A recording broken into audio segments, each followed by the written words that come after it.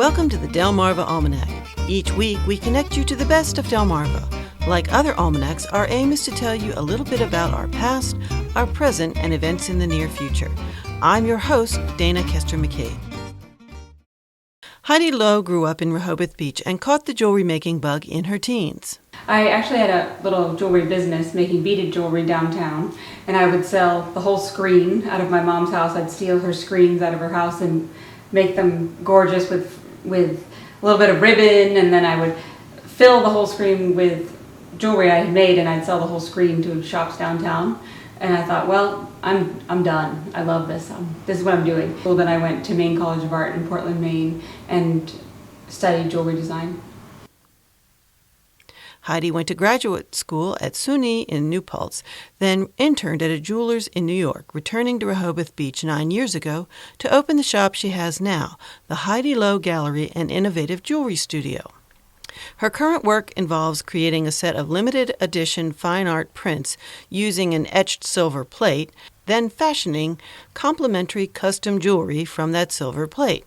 So my latest body of work is a cross between printmaking and jewelry. So I start with a place because I'm so connected to place. I love living in a place that I love. And then I notice how much people love this place. And so I started doing prints of their homes, their beach homes, really special places here. And then I cut up the print and create jewelry from it. So they're like a two-part process. And I just did one for a family of 14 people, and we did their beach house. And everybody from the 2-year-old to the 90-year-old got a piece of jewelry. So it was kind of cool. I love the connection between the client and me. I never thought I would love that. I didn't think I wanted to listen to anyone, but I love understanding what they have an idea of, or what they want to symbolize, or what they want to represent, or that special moment, and then creating a piece that they'll never see one like it. I would describe my jewelry as art jewelry. So creativity is the force behind it, and less about status, less about what the market drives, the trends. So mine is definitely based from a creative point of view. Heidi says that each of her projects begin with sketches, researching art history for ideas, and listening to the client. Sometimes it might take a year to come to fruition because I do so many other things that sometimes I have to really think it through before I can actually get into the studio.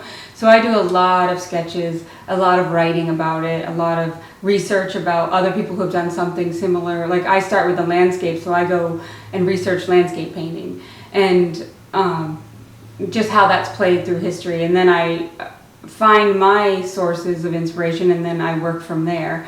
But it's very much starts in a sketch. That's how I talk to my customers. I very rarely talk in words. It's always sketches, and then I become like a little machine. Then it's a process, and I try. My new goal is to leave some space for creativity in the process of making. That's something I strive to do. Heidi has built up a steady business of custom wedding bands. She has a specific process to help couples develop their own design.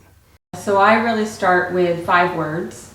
I ask my couple or one of the group who's here to come up with 5 words about their relationship. What makes the core of their relationship? Why are they different than other people? What they do, what they like, what brings them together. And then I ask for 5 words about their style, and that can be individual or together, and that can be organic and geometric. And then I ask for 5 words about what they know they want in their ring, and that can be together or that can be separate. We can make them relate, and that process just brings their ring to fruition, and then I get to make it. So it's kind of really, it clears everything up for me, and we usually, like the 3rd sketch in, we're there. So it's such a fun process. They like it. Some people take a week to do it. Some people, we do it right here.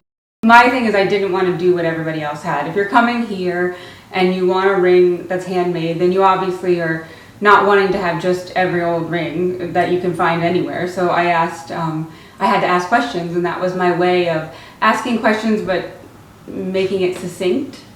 Because I really found it's a little intimidating for the customer. It's a little bit of work, and it's also a little vulnerable, and I appreciate that. So, and I'm also very mindful that I'm getting a glimpse, and that it's a little vulnerable for them. So I definitely find myself in an intuitive state. Like I want to work with what comes up.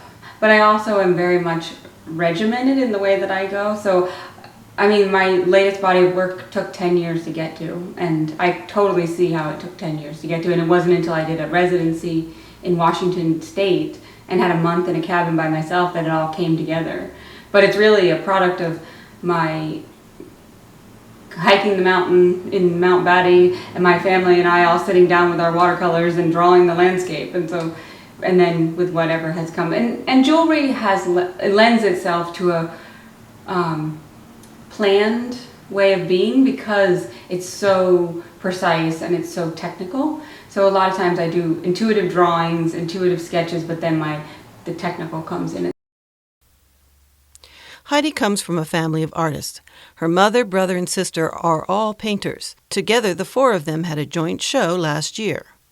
This background gave her a foundation of art as community, which led nicely to her decision to have not just a jewelry shop, but a jewelry gallery with visiting artists. Well, there's very few places to see art jewelry. You know, you can see a lot of jewelry, but you don't see much, except for in maybe a craft show kind of setting. And so I wanted to bring that together, and there's so many amazing art jewelers out there. I didn't want to just have a show or a little gallery that was for me. I wanted also to be part of a forum that was a conversation and then lent itself to be a landing space for a lot of artists so that if they had an idea, they could try it out and they could investigate it. And so that's what this has become. So we have a rotating exhibition shows all summer long through the fall and into the winter, but we do not do anything January, February, March. We kind of chill out. But we do have exhibitions that happen monthly. And then we also have a roster of artists who are here all year. I have a soft spot for emerging artists, so I really go toward that. We usually have one show a year of a local artist. That's this year will be Laura Buckland in September, which is exciting. But then we do a lot of artists from all over the country. Jewelry designer Jill Gower will be the next exhibiting artist beginning July 11th. Heidi gives classes here and at Towson University. She also has an annual summer internship which jewelry students can apply for via her website.